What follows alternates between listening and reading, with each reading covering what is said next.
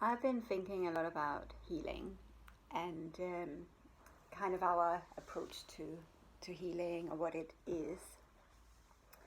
And I don't really want to define it because I will say what I think it isn't. I don't think a healer or healing is that we miraculously change someone's mental, emotional, body, mind, energy, but facilitating the path of healing. And since it is body, mind, emotion, spirit, we may have a journey that doesn't look like what we want it to look like, but there are lessons in everything. So I don't want to talk about that part, that's done, but I want to talk about facilitating healing sessions. And I think it is something that we do intuitively.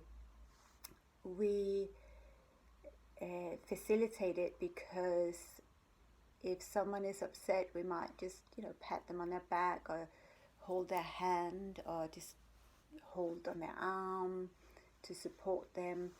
If someone, or if you have a tummy ache, we might just rest the hands on the belly, just resting them because that feels really nice. Or we might hold our hands on our heart, the energetic heart, the center of the chest, if we feel we just need that support of our heart. So we do all these things intuitively, and we don't need to have a training course in doing that. We don't even need to do this intentionally. But there's a lot of power in intention. So if we have an intention to facilitate healing for ourselves or others, it is really, really powerful. And I've always been interested in healing in different ways because it's just been something I've been drawn to. So whether it's been crystals, and I think I always really loved crystals and gemstones, and they might be through flowers or plant medicine, and obviously I moved into yoga and Ayurveda. So that's all kind of modalities to facilitate potential healing on all different kind of levels. And when I did my first trip to India, and that's 20 years ago, and I was staying in different yoga ashrams and traveling around, and you meet a lot of people, and everyone was practicing Reiki. And I was like, what is this Reiki? What does that mean? I don't understand it, because I completely appreciate the hands-on healing that we can all facilitate that, but I didn't get what Reiki was. And being in India, I was looking in the paper and I found a weekend course in Reiki 1 with this Indian guy in a suburb of Bangalore.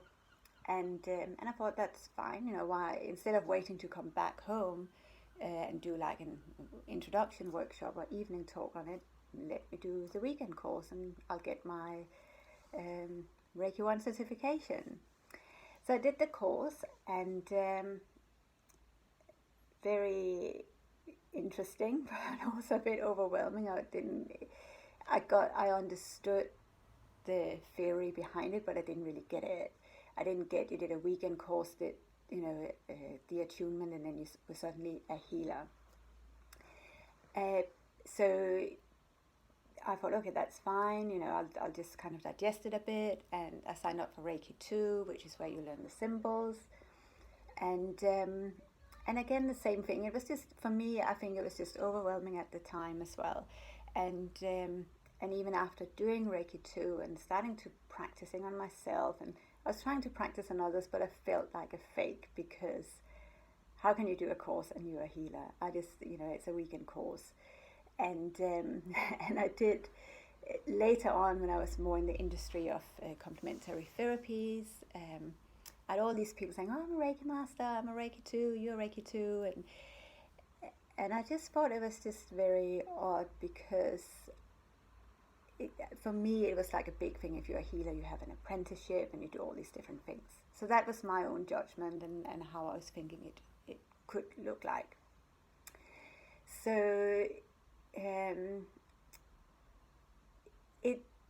I've been working with healing, and obviously I did, my yoga training, working hands-on with a lot of people doing massage and Ayurveda. So people will say, oh yeah, you have healing hands, you can feel the energy coming out. And I say, okay, that's, it happens. You have an intention of facilitating space for transformation for people, of creating that space for them to deal with whatever they need to deal with.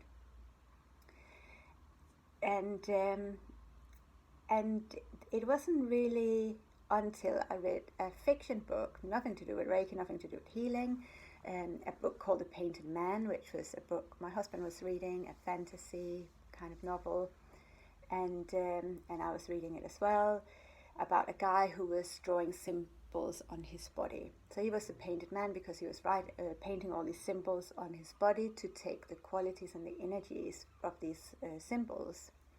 And I thought, oh yeah, of course you do that, that I can see how that would have an effect. I'm a yoga practitioner, I'm an Ayurvedic practitioner, I studied Sanskrit, and Sanskrit is a Devanagari script, which is the script of the devas, of the gods.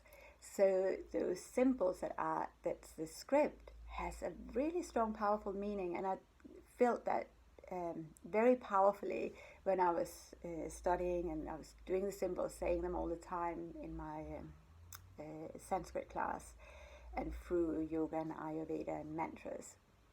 So I got that if you put that as an intention, it has strong power. And especially that book connected me with my roots of the Nordic mythology. So I'm from Denmark, so I grew up with the myths of the Norse gods.